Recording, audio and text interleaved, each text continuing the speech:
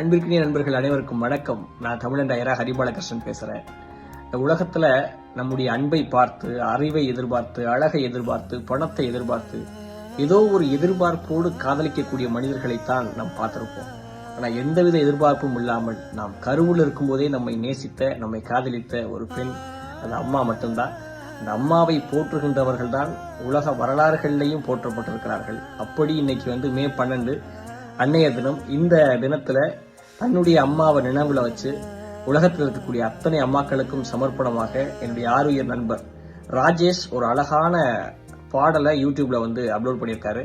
அந்த அம்மா சாங் ரொம்ப அழகா எடுத்திருக்காங்க. அழகிய கலைப்படைப்பா இருக்குது.